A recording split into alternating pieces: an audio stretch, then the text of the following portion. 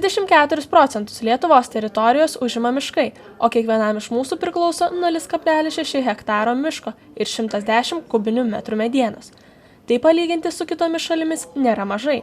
Taigi dėsninga, kad turint tokius gamtinius išteklius, Lietuvos medienos pramonė Lietuvoje visada užėmė svarbią vietą. Mes ką tik tai baigėme 8-ąją Šiaurės ir Baltijos šalių, taip pat Vokietijos ir Jungtinės karalystės tinklo konferenciją, tradicinę konferenciją, kuri keliauja per visų šitų šalių sostinės.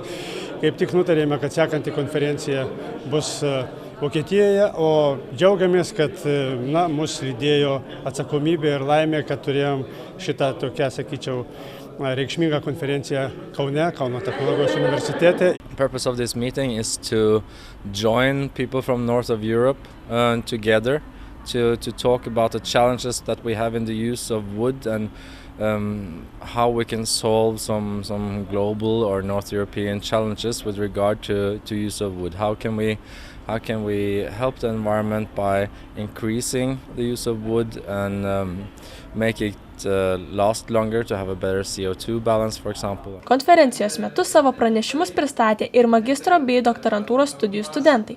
Gilintasi į tokias temas kaip gaunami ištekliai, medienos ir drėgmės sąveika, medienos ilgaamžiškumas, modifikavimas, mechaninės savybės, inžineriniai medienos gaminiai, ekologiškai efektyvūs medienos gaminiai bei kita. This is a very student-friendly conference. We invite a lot of PhD and master students that will talk about their topics and getting feedback, and we have a lot of discussions to bringing this forward.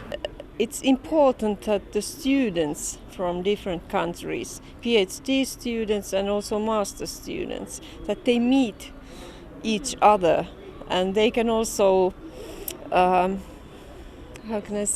later, it's very useful for them that they know people from other countries and they form some kind of network as well as we. Visi mokslininkai beveik vienbalsiai pripažįsta, kad medienos ilgaamžiškumas yra viena labiausiai nagrinėjamų temų šiomis dienomis. If we're going to use wood more, it's got to last longer. And we all have gone out and gotten wood and built a doghouse. And we know it's not going to last forever, but the dog isn't going to last forever.